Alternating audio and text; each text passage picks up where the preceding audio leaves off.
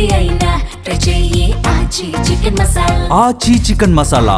Amaravati utter flop అంటున్న అంబటి ఏం తెలివితేటలో. ఈ వీడియో చాలా ముఖ్యమైనది, సో ఎక్కడ స్కిప్ చేయకుండా చూడండి. వివరాల్లోకి వెళ్ళినట్లయితే ఆంధ్రప్రదేశ్ రాష్ట్ర రాజధాని ఏదండి? అమరావతినా? ఇంకా డౌట్ ఉందా?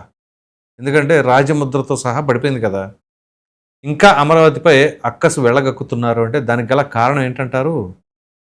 అక్కడ అభివృద్ధి చెందుతుంది కాబట్టి ఆ అక్కసు ఉండాలి. వాస్తవంగా మాజీ మంత్రి అంబటి రాంబాబు ఈరోజు ప్రెస్ మీట్ పెట్టి చెప్పిన మాటలు ఏంటి అంటే, అమరావతి అంటే దోపిడీ, అమరావతి అంటే ఓ విధంగా చెప్పాలి అంటే మోసం, ఇంకా అట్టర్ ఫ్లాపు. ఎందుకు అంటే ఇదిగో చంద్రబాబు నాయుడు గారు అధికారంలోకి వచ్చిన తర్వాత 2014 నుంచి లెక్కేసుకొని అప్పుడు 5 ఏళ్ళు, ఇప్పుడు 2 ఏళ్ళు, 7 ఏళ్ళు అమరావతిలో ఏముంది? నేను మొన్న చూస్తే ఒక 7 బిల్డింగ్లు ఉన్నాయి, ఇంకా నయం 11 బిల్డింగ్లు ఉన్నాయి, అలా 7 బిల్డింగ్లు ఉన్నాయి, అక్కడక్కడ రోడ్లు ఉన్నాయి అని చెప్పేసి అంటున్నారు. ఇప్పుడు అసలు నిజాలు మాట్లాడుకుందామా? అమరావతి రాజధాని అని చెప్పేసి రాష్ట్ర ప్రభుత్వం నిర్ణయించి ఎప్పుడు మొదలుపెట్టారండి? 2015 ఎండింగ్లో.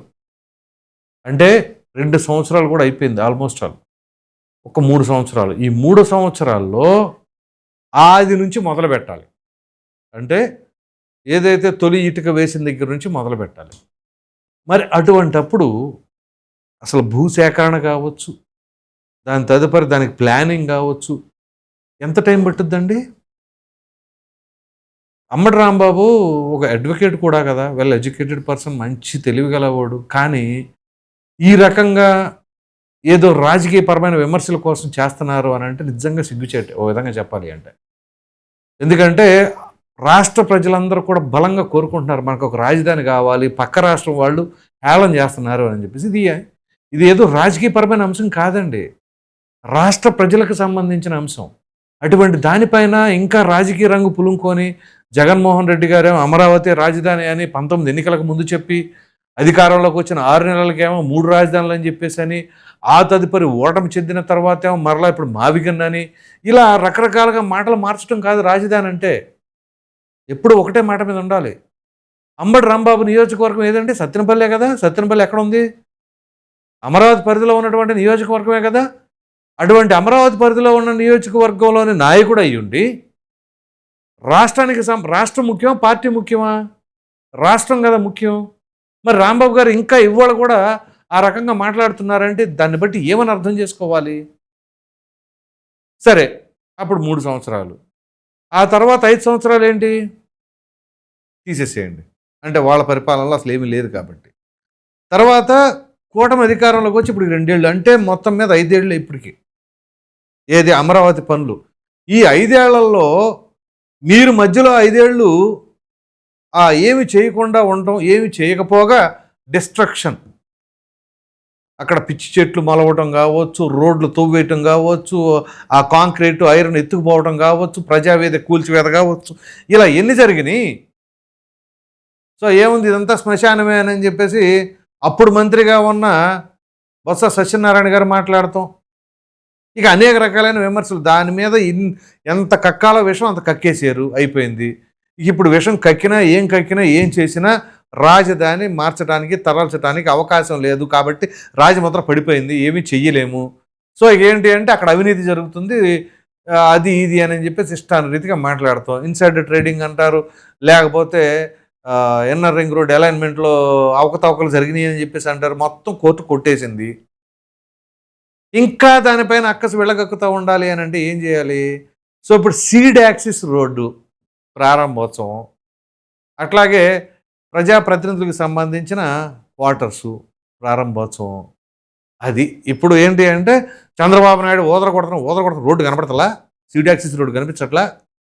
అయితే ఈ సీడ్ యాక్సిస్ రోడ్డుకి సంబంధించి 27 కిలోమీటర్లు ఉండడానికి డబ్బులు ఎక్కువ ఖర్చు పెట్టారు, నిధులు ఎక్కువ కేటాయించారు, అంటే మోసం, దోపిడీ అని చెప్పేసి అంటున్నారు. ఇప్పుడు మీకు చెప్తాను, ఆయన చెప్పిన examples. Kanakadurgamma flyover, Ben circle దగ్గర ఫ్లైఓవర్, ఆ ఫ్లైఓవర్ దగ్గర ఇంత పొడుగు, ఆ ఫ్లైఓవర్ నిర్మాణానికి ఎంత ఖర్చు అయింది. కానీ సీడ్ యాక్సిస్ రోడ్లో అట్లా కాదు, దానికి 4-5 రెట్లు అవుతుంది అన్నారు, లేదా 10 రెట్లు అవుతుంది అన్నారు.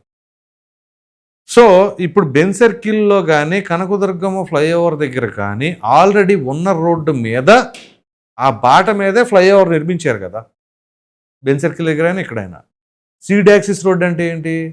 అసలు అంతకుముందు అక్కడ దారే లేదు, అక్కడ కొత్తగా స్టార్ట్ చేయాలి. అది స్టార్ట్ చేయాలి అంటే ఇప్పుడు భూమి ఏదైతే భూసేకరణ చేశారో ఆ భూమి నుంచి కాంపెన్సేషన్ అక్కడ ఆ రైతులకు చెల్లించాలి కదా. ఇప్పుడు అక్కడ అడ్డంకులో ఒక మహిళ తనకున్న 65 సెంట్లకు సంబంధించి నేను ఇవ్వనంటే ఇవ్వను భీష్మించుకొని కూర్చుంటేనే కదా అక్కడ ఒక కరువులాగా కూడా వచ్చింది. అలాగే చివరికి ల్యాండ్ ఎక్విజిషన్, ల్యాండ్ పుల్లింగ్ ఒకటి, ల్యాండ్ ఎక్విజిషన్ ఒకటి. ల్యాండ్ పుల్లింగ్ కనుక స్వచ్ఛందంగా ఇస్తే ల్యాండ్ పుల్లింగ్ అంటారు, కాదు అంటే భూసేకరణ, భూ సమీకరణ, సేకరణ. సో భూసేకరణకు వచ్చేస్తారు, ల్యాండ్ ఎక్విజిషన్. ఇక ఖచ్చితంగా ప్రభుత్వం ఏదైనా సరే ఒక కార్యక్రమం చేపడుతున్నప్పుడు దానికి ఇట్లా ఎవరైనా అడ్డం జరిగితే కోర్టు పరంగా ఏమైనా చిక్కులు ఉంటే కోర్టు ఇప్పుడు అడ్డంకులన్నీ తొలగించేసింది, గ్రీన్ సిగ్నల్ ఇచ్చేసింది, అంతా బ్రహ్మాండంగా ఉంది. కాబట్టి అక్కడ అడ్డంకులన్నీ తొలగిపోయినాయి. సో ఇప్పుడు ఎవరైతే ఉన్నారో బాధితురాలు వాళ్ళకి 1,43,00,000 మామూలుగా కాంపెన్సేషన్. అలా కాకుండా స్వచ్ఛందంగా ఇచ్చేసి ఉంటే ఇంకా అదనంగా ఫ్లాట్లు ఇతరత్ర చాలా రావడానికి ఆస్కారం ఉండేవి. ఇవన్నీ ప్రక్కన పెడితే ఇక్కడ వాటన్నిటికీ కాంపెన్సేషన్ చెల్లించాలి కాబట్టి ఖర్చు అదనంగా అవుతుంది. ఇక్కడ ఏంటి ఆల్రెడీ ఉన్నదానికే. అలా కాకుండా వీళ్ళు అసలు రోడ్ల గురించి మాట్లాడటానికి వీళ్ళు అర్హులా కాదా? వీళ్ళు రోడ్లు ఏమాత్రం నిర్మాణం చేశారండి అధికారంలో ఉండగా? దేనికైనా ఎప్పుడైనా చూసారా?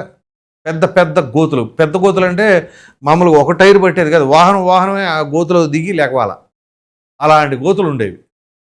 సో వీళ్ళు అభివృద్ధి గురించి దోపిడీల గురించి చెబుతూ ఉన్నారు. పోనీ వీళ్ళు అధికారంలో ఉండగా నిజంగా ఏమి చేయకుండా స్వచ్ఛమైన పాలన అందించి ఉంటే ప్రజలు ఎందుకు ఆ రకంగా తిరస్కరిస్తారు? ఇవాళ అన్ని కేసులు ఎందుకు నమోదవుతూ ఉంటాయి? పోనీ ఇక్కడ కూడం ప్రభుత్వంలో నిజంగానే అవకతవకలు జరుగుతున్నాయి అనుకోండి, సో సేకరించండి ఆధారాలు. ఇదిగో ఇక్కడ ఇలా జరిగింది, అక్కడ అలా జరిగిందని చెప్పేసి సేకరించి కోర్టులో ప్రవేశపెట్టండి. ఏమవుతుంది?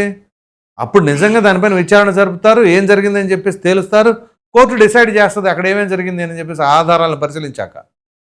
కానీ అవేమీ ఉండవు, అక్కడ అది జరిగిపోతుంది, ఇక్కడ ఇది జరిగిపోతుంది అని చెప్పేసి అంటారు. సో అంటే వీళ్ళ వ్యవహార శైలి ఏంటి అంటే మనం తిన్నాం, మనం చెయ్యం, ఎదుటి వాళ్ళని చేయకూడదు. ఇప్పుడు చేస్తున్నారు, అక్కడ కనిపిస్తూ ఉంది. సో ఇప్పుడు అది చూసి వీళ్ళు ఎంత ఏడిస్తే అక్కడ అంత అభివృద్ధి అవుతూ ఉంటుంది అనే దానికి నిదర్శనంగా ఏంటో తెలుసా మీకు? వీళ్ళు ఎప్పుడైతే అంటే ఎన్డీఏ కూటమిగా ఏర్పడిందో ఆ కూటమి అయిన తర్వాత అక్కడ ఆంధ్రప్రదేశ్లోనే ఆధారపడవలసిన పరిస్థితిని చూసారా సెంట్రల్లో? అది ఇంకా బాధగా ఉంది వీళ్ళకి. దానివల్ల ఏమిటి? నిధులు ఎంత కావాలంటే అంత తెచ్చుకుంటున్నారు, బ్రహ్మాండంగా అలాయ్ బలాయిలాగా ఉంటున్నారు. కేంద్ర ప్రభుత్వం పూర్తి సహాయ సహకారాలు అందిస్తుంది, రాష్ట్రం అభివృద్ధి పదంలో దూసుకుపోతూ ఉంది, పెట్టుబడిదారులు కూడా ఆంధ్రప్రదేశ్కి ఎక్కువ మంది వస్తున్నారు. ఇన్ని వస్తున్నా కానీ ఇంకా అది ఇది ఇది అని దాన్ని ఏమనాలి? సో ముందుగా రాష్ట్ర శ్రేయస్సు చూడండి, రాజకీయాలు కాదు. ఇంకెంతకాడికి రాజకీయం అంటే ఇప్పుడు ఎమ్మెల్యే క్వార్టర్స్ నిర్మించారండి. ఇప్పుడు వైసీపీ వాళ్ళు జగన్మోహన్ రెడ్డి గారు చెబుతున్నట్లుగాను ఒకవేళ 2029లో లేకపోతే దాని తర్వాత ఎప్పుడైనా సరే అధికారంలోకి వస్తే ఆ ఎమ్మెల్యే క్వార్టర్స్ యూజ్ చేయరా? దాంట్లో నివాసం ఉండరా? మరి దాని మీద అలా ఎలా అని మాట్లాడితే ఇప్పుడు చూడండి, సీడ్ యాక్సిస్ రోడ్డు గురించే మాట్లాడుతున్నారు కానీ దాని గురించి మాట్లాడరు. అప్పుడు సీడ్ యాక్సిస్ రోడ్డు ఏమి ఉపయోగించరా? అది ఎవరి కోసం? అందరి కోసం కదా. ఏదో టీడీపీ వాళ్ళ కోసమో లేకపోతే కూటమి వాళ్ళ కోసమో చేసుకున్నదా?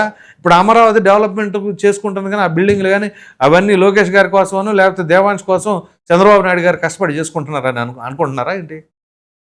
అది రాష్ట్ర ప్రభుత్వం, రాష్ట్ర రాజధాని. అది రాష్ట్ర ప్రజలందరూ కూడా మీకు శ్రీకాకుళం నుంచి అనంతపురం వరకు ప్రతి ఒక్కరు కూడా అమరావతి రాజధాని అని చెప్పేసి గంపగుర్తుగా మెజారిటీ ప్రజలు కోరుకున్నారు కాబట్టే ఆ రకమైన పరిస్థితి ఉంది. లేదు మీరు చెప్పిన 3 రాజధానుల రాగం తీసుకుంటే విశాఖపట్నంలో గెలవలేదు, అటు కర్నూలులో కావచ్చు, ఇక అమరావతి అంటే సరాసరి జిల్లాలు ఈడ్చి అవతల పడేశారు, అది వేరే విషయం. మరి ఏం చెప్తాం?